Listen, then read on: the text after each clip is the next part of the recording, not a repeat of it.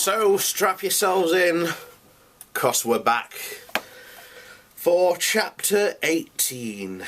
And chapter 18 is why I got this book in the first place. As you all know, Pete is a fanatic when it comes to talking about cancer.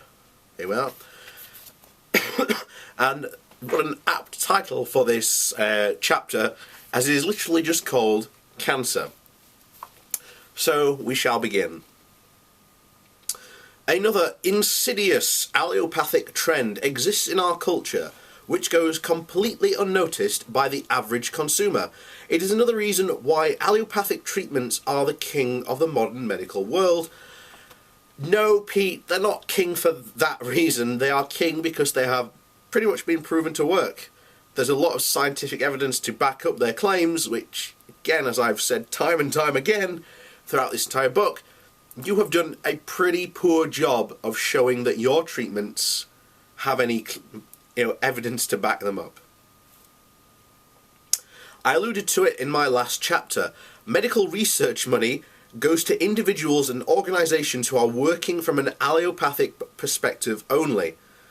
So Pete is now going to go into a rant about how he's upset that he doesn't get research money, essentially. Cancer research is not cancer research. Okay. No, Pete. No. I shouldn't have to explain why that's a ridiculous statement. It is allopathic reductionist pharmaceutical cancer research. That's ridiculous, Pete. As you all have learned by now, the allopathic view of disease is a reductionist one. No, it's by your opinion, and you've done a very poor job of actually trying to say that it's any way, shape reductionist. And all their cancer treatment therapies and all their research about how to treat cancer are filtered through that one lens. Yes, because that that one lens has been proven to work. That way, and the way that we test it, has been proven to work time and time again. Your treatments are the one that, when they are put under this lens, show that they don't work. And then Pete whines and complains about it. And here's something I've just found out.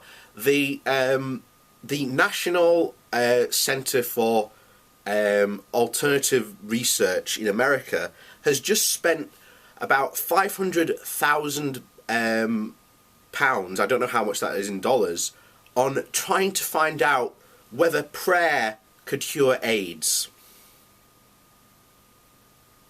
Yes, I am not making that up. Go look it up. It was a real thing that they spent taxpayer money on. So this guy's claiming that, oh, they don't get research. Well, here you have an organisation that Pete could go to and say, hey, let's run this test. Let's run this, my treatments. Let's see if it works. He would get, as they say, they've just spent £500,000 on trying to find out whether prayer could cure AIDS. So I think they'd be pretty much willing to do Pete's crazy theories as well. But it is the wrong lens, and it is precisely why there are so very few successful allopathic treatments for cancer. That's entirely wrong, Pete, because, as I've said time and time again to you and to other people who state this, why are cancer survival rates going up year on year? And same for individual cancers. When you start to break it down for breast cancer, lung cancer, testicular cancer, all the survival rates for those cancers are also going up.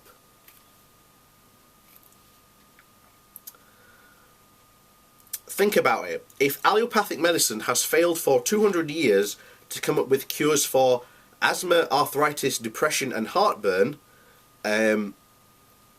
I think there are certainly things that we can do to do it, but there is certainly no cure for things like asthma or arthritis. Depression, that's a more mental really than something that, a traditional doctor would really handle with. I mean, you'd have to go to a specialist, but of course, peat doesn't count specialists in medical professions, as we've seen countless times throughout this book. How successful do you think it would be when curing cancer? The allopathic PR machine, however, will tell you that there have been great advances in cancer treatment, and there have been, Pete. You just ignore them. For example, early stages of breast cancer, now you do not have to have chemotherapy. And for someone that says how bad chemotherapy is, you'd think that Pete would be happy about that. But he's not. In fact, he doesn't care. And that we are on the verge of a tremendous breakthrough. It always seems that we are on the verge of a tremendous breakthrough, but we are not. Why, Pete? Because you say so? How many people do you know who have cancer? How many of them are cancer-free? Of them, which ones are alive, and how is their quality of life? How much did their cancer treatment cost? What are the side effects of the treatment? What are the possible outcomes? Ask these questions to 50 of these people diagnosed with cancer in your community, and you will start to get a realistic picture of the successfulness of cancer treatment in the real world. And the real world picture, Pete, is that cancer rates, survival rates are going up year on year. That's the picture we're getting. So if that's the case from the evidence we have, then these evil allopathic reductionist treatments must be working, Pete. A few years ago, in order to hide their dismal track record, right, the American Cancer Society changed the formula to measure the success of cancer treatments. So what was the measurement before then, Pete? If this was so bad and, they changed it, what was the formula beforehand, Pete? You've written a book and you don't mention what that original formula was. What was it? It's once more Pete refusing to show evidence and to back up his claims. A cancer patient lives for more than 5 years after their initial diagnosis. It is considered a successful treatment. It is a successful treatment because, as I've said to you, Pete, and to others, once your initial treatment has been completed, they will monitor you for 5 years. Most cancers will reoccur within that 5-year period. And if it doesn't reoccur, then congratulations, you've survived. But that's the same for a lot of these similar type things to do with even growths or even non-tumour-like growths that you have in your body. It's the same principle and same concept. It's still that 5-year gap. But of course, Pete doesn't accept this, of course, which naturally skews the statistics in the favourable direction of the treatment. So what is sort of the less positive outcome, Pete? I've yet to hear you say this. 10,000 leukemia patients could all die on year 5 plus day 1 from the leukemia, and their treatments would be labelled as successful ones. No, they wouldn't. If someone was to die on day 5 plus year 5 plus 1 day, the chances are they would have already caught the leukemia beforehand, because you would have been monitored. Hence, it would have been labelled as an unsuccessful treatment. But of course, as we've said before, Pete doesn't know anything about the modern medical world. He just makes it up. This is the main reason why cancer treatment PR spin doctors BS you into thinking that there have been great advances in cancer treatment. So, what is your defense against this? What information do you have to show to me that the information you just presented here in this book is right and accurate and correct? So far, you've produced none to back up this claim.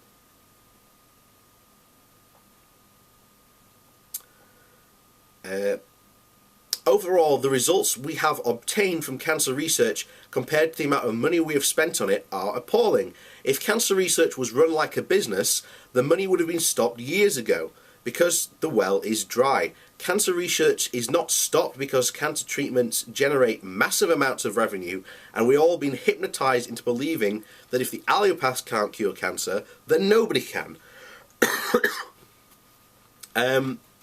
Well, you certainly can't, Pete, because you've never proved any of your cancer treatments actually work. And no, they are not these massive revenue generating incomes. You see, all these cancer charities are all, as they are said in their names, they are charities. And all their financial reports are available to you, which you can read, and you can see for yourself that that 60% of their money goes to, surprise, surprise, cancer research. Now, of course, there has to be running costs and other costs involved because some of these charities are big. And guess what? Big charities are the ones that can give the most money, but they also take a lot more money to run.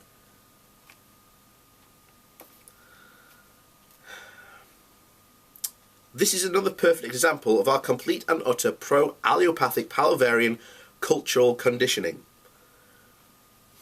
No. Even though the allopathic model for cancer treatment has delivered treatments that are unbelievably expensive, extraordinarily harmful, painful, crippling, and cancer-causing, and deliver lousy results. 97% ineffective, which we've covered before on this channel several times. I don't really want to go into this because I would literally probably spend the next 30 minutes talking about it, and I want to get through this chapter. But needless to say, Pete uses an Australian study and basically misinterprets it, the hell out of it. We keep on funding it over and over again, hoping for a different outcome. Again, we should all have our heads examined. This is another aspect of cancer treatment and that should not be overlooked. It has to do with money. If you're going to your MD with this sinusitis infection, would you get a prescription for an antibiotic? When the MD writes that prescription, he gets no kickback. Now, if he writes 1,000 prescriptions a month, the drug company that makes the antibiotic will send him to a medical conference in Kukan, all expenses paid. But that is as much of a kickback as he gets. It is little different with cancer drugs. When an oncologist prescribes a chemotherapy drug, he gets a piece of the action. No, because he's under the same restrictions than an MD is under. Right? Doctors are not allowed to receive financial kickbacks from prescribing drugs. If your doctor, if you're in America, and if you know your doctor is getting that financial kickback, you can report him. There are ways to do it. And doctors have done this in the past. Not the large amount of them have done this. It's not, it's not the exception, shall we say. It's the general, occasional, but it's often found out, and they get prosecuted, and they lose their license.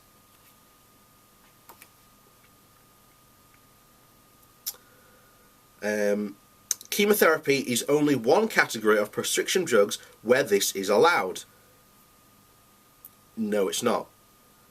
The profits are huge. The hospital buys about $5,000 and they sell it to the patient for $18,000. The insurance company pays $15,000 to the hospital, and the hospital writes off $3,000 as a loss, and the MD oncologist gets a percentage of the profit at the very least. The MD will pocket $3,000 for every prescription of a drug that is 97% ineffective, and that can cause cancer as one of its side effects, and I'm the quack. Well, you are, because all that where is your evidence that that's the case? But this is what that particular hospital does, and it does signs off this kickback. I don't see it, Pete. You just said it, but you haven't backed it up with any sort of actual evidence. The main reason that chemotherapy is used, even though it does not work, is because of the huge profits that it generates. It does work, Pete. We've discussed this several thousand times. No matter how many times you say it, Pete, it's not going to make it true. If 500 patients times $10,000 a month equals $10 million of profit a month. And that's a conservative estimate. Where are you getting those numbers from, Pete? Again, he makes claims but doesn't provide any evidence. And there's no citations, I want to point out, in this book. There's no asterisk saying, look at this page, this is where I got this information from. It just doesn't exist. When in past chapters he has done this. So Pete is more than capable of citing evidence when he wants to that, covers his, that supports his case. But when he doesn't have that evidence to support his case, he doesn't cite it.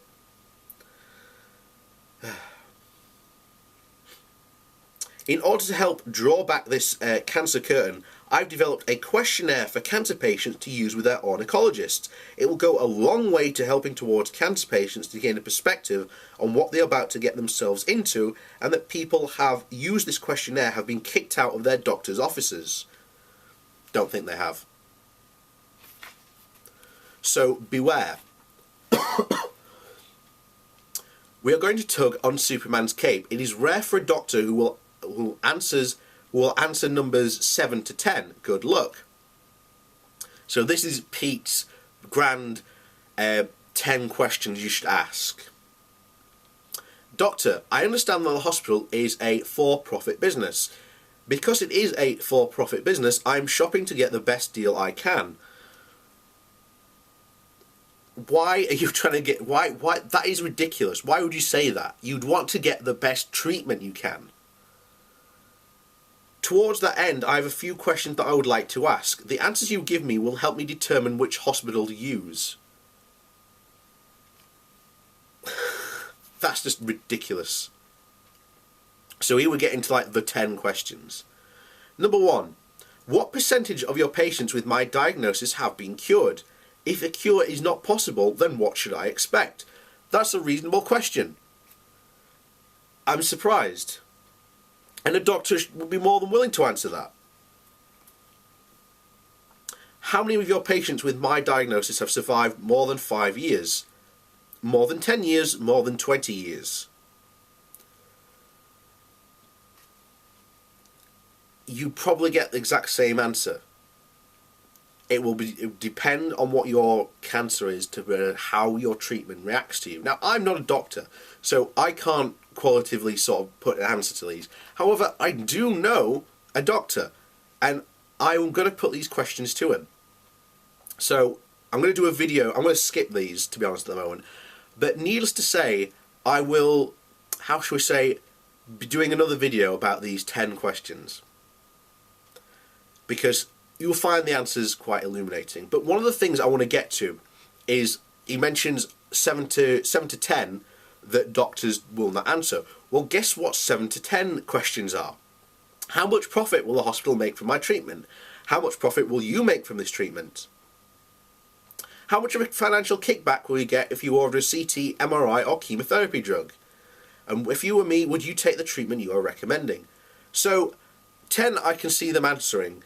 But 9, 8 and 7, of course they're going to answer it. But, as we've said before, doctors, even oncologists, cannot, answer these questions. It's not that they can't answer these questions, it's that it's just not true. So anyway, we'll move on from those questions. We'll come back to those in another video. Another video for another time. But we will return to them, don't worry. Cancer is not a reductionist phenomenon. It is a holistic phenomenon. It happens because of the fractal breakdown in the system of the body, not because of a problem in one of its parts. Women don't get breast cancer because they have breasts. Men don't get prostate cancer because they have prostate glands. That is so ridiculous. I cannot begin to fathom that was actually committed to paper. Cancer will just occur anywhere in your body for numerous reasons, and a lot of those reasons we don't know why it occurs. We are still trying to find out why this happens. Now, there are numerous theories as to why lots of scientists think that might be the case, but none of them have been proved. Peat here, oh, it's a symptomatic breakdown, and guess what? What have we said only a couple of chapters ago? This is for humans thinking. A system of, medical thought that hasn't been used for centuries. And yet Pete somehow thinks we should somehow be using this. Cancer needs a holistic treatment to cure it. But when 10,000 women all get together and do their 5k run for breast cancer research, how much of that money generated goes to holistic cancer research? None of it, because none of your woo-woo quackery has been proven to work. I'll tell you how much. 0. It all goes to allopaths, even though they are ill-equipped, that's laughable, ill-equipped to fight this battle and to find a cure. Most people apparently feel okay about throwing good money after a bad down a rat hole. That's a typo. I do not. Somebody should sit Lance Armstrong down and school him in the true statistics of cancer treatment. And the statistics you quoted, Pete, are not true at all. He might then well be less inclined to help foster the false belief that allopathic research is a smart way to invest research dollars. It is not. Well, Pete, as I've just stated at the start of this, what about the allopathic centre that's in America, that is a government-run and funded organisation that just spent £500,000 on trying to find out whether prayer can cure AIDS? And this isn't the first random wacky thing that these guys have run. They've also ran an energy healing one that was also public funded. This is insane.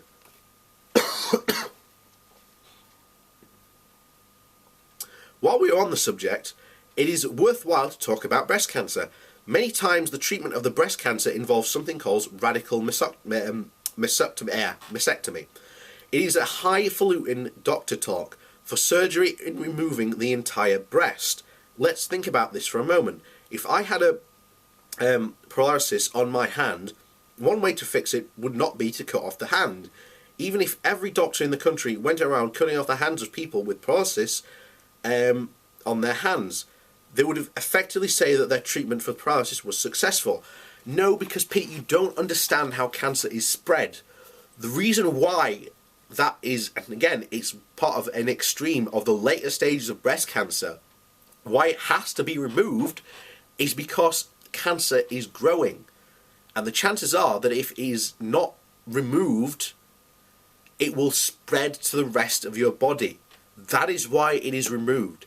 That is why in a lot of these extreme cases of cancer, why you had with Jessica Ainscott, the doctors say, hey, we have to remove your arm, or else it's just going to spread to the rest of your body. That's the medical reality. But of course, Pete doesn't understand medical reality. Soon there would be springing up supporting groups for handless people of survivors, and money will just be raised to perfect the surgery and to develop cutting-edge robot hands, just like Luke Skywalker in Star Wars. With a time, the medical community would even construct a treatment to be as a cure for hand paralysis. No, they wouldn't, Pete. Even though leg and back and face and arm and foot joint paralysis was still a problem. We could assume that this was only a matter of time until the medical community would develop a breakthrough treatment for them as well. But the fact of the matter is that the cutting off the breast of someone with breast cancer and lauding it as a clinical success is misleading to the general public. No, it is not. There are lots of people who have had this operation that are still here today and that have survived because they had that operation. So Pete, for you to say that is ridiculous. And it skews the data for cancer treatment in general. No, it doesn't skew the data, Pete. It doesn't at all. It is better to lose a breast than to die from breast cancer. Yes, that is the right thinking to assume that breast cancer is caused by the breast. No, it is not appropriate to continue to give research money to a system of medicine that must solely rely on radical surgery to prop up its pathetic treatment record. No, they have pretty good record, Pete. You haven't still proven so far in this chapter about cancer what this original change was, what this change in prognosis was, why it is so bad, why is our cancer rates, survival rates, going up year on year, even for individual cancers. When we look at the individuals, it goes up.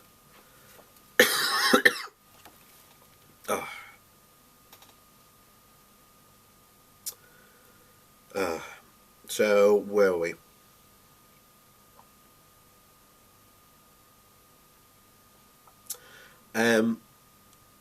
No, if we leave it to MDs with time, they will be recommending that after the age of 40, all women should preventively have their breasts removed. The standard allopathic treatment for breast cancer is clinical absurdity. We've all become accustomed to, well, you may wonder, but what about the holistic treatment of cancer? I thought you'd never ask. Here is the rest of the monograph written by Albert Hoffner, MD, about his experience with holistic cancer treatment. You saw the first of this part in Chapter 3. He's one of the pioneers of vitamin research in the field of applied clinical medicine, which means he uses vitamins as primary care to treat his patients. He was one of Lance Pauling's primary research partners for years, and he is the founder of the Ormosolical Medical School of Thought, which, much like naturopathy, encourages the use of vitamins and natural supplements to treat disease. Or, basically, as we shall say, put it, the scientific approach, rather than magical. So, basically, I'm not just going to bother reading that. It's pointless reading it. Really is.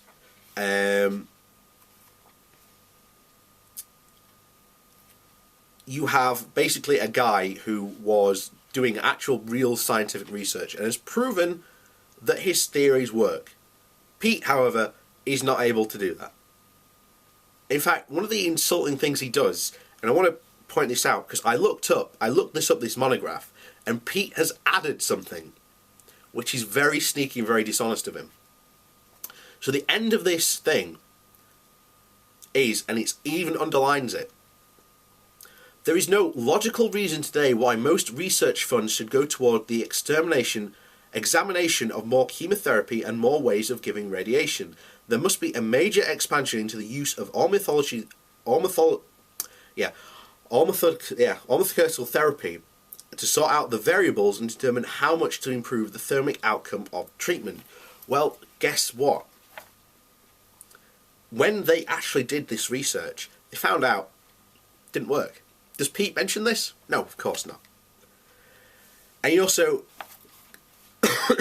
added that to basically make it seem as if you have this guy who is respected in this lot of medical field saying that, oh, we shouldn't do research into any more research into chemotherapy. That is not the case. That is not the case at all. Whoa, now remember, this is 2 doctors experienced with holistic cancer treatment, and the results were phenomenal. Just 2. There are hundreds more. Dr. Joe Walsh, the veterinarian, my colleague, mentor and friend, successfully sued the FDA many times to secure something called qualified health claims. One of the lawsuits was about a material selenium and its relationship to cancer prevention. Because Dr. Walsh's lawsuit, we are now able to legally say the following. Oral supplementation of a 200 200 milligrams of selenium, a mineral supplement, much like calcium, will reduce the occurrence of the following cancers. Notice occurrence, not cure, occurrence. Reading this book is probably the first time if you have ever seen this data. Why hasn't your doctor told you this? This is important. Do Susan G. Kommer and people know this? Why isn't there serious research money being given doctors to work this angle for cancer treatment? Furthermore, why isn't every chemotherapy and radiation treatment patient given a certain amount of current vitamin treatment? Because it doesn't work. What you've just said up in the beginning flat out states it. Occurrence, not cure. These guys were selling it as a cure, and they sell it still as a cure.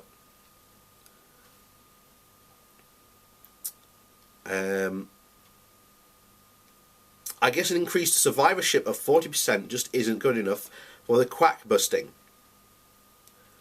Know-it-all, head in the sand, allopathic oncologist. Oh, I almost forgot. A patient of mine is currently getting conventional allopathic treatment for pancreatic cancer. His chemotherapy costs approximately $4,500 for a 4-day session. He's had 3 sessions and needs 3 more. You do the math. With numbers like this, it is not hard to see why cancer research dollars go exclusively to allopathic drug research. Did I mention that one of Hoffer's vitamin protocols cost approximately $265 a month? That's still a lot of money for a supplement you would be selling as a cure. A bottle of selenium costs approximately $25. Are these conclusions you would like to draw from these comparisons? There is an Indian doctor named Dr. Ralshingham. He's a clinic in Madras. By the way, he's not an MD. On the subcontinent of India, he's treated thousands of cancer patients with homeopathic medicines. He has a 32% success rate with liver, a 40% success rate with colon cancer, and an 80% success rate with prostate cancer, 45% success rate with urine cancer. So, conventional medicine has a better success rate for the liver, colon, and the urethral cancer. They are at least in the 60%, so they automatically are better treatments. Now, one of the things, 80% success rate for prostate cancer. Does he have any evidence to actually back this up? No, he doesn't. This doctor doesn't have any evidence at all. Because, surprise, surprise, he keeps awful and horrible patient records which can't even prove what he's given to the patients. This is exactly the same pattern you see occurring with people like the Gerson therapy who claim they keep complete medical records on their patients, but when they have been examined, they're awful. They don't prove a thing.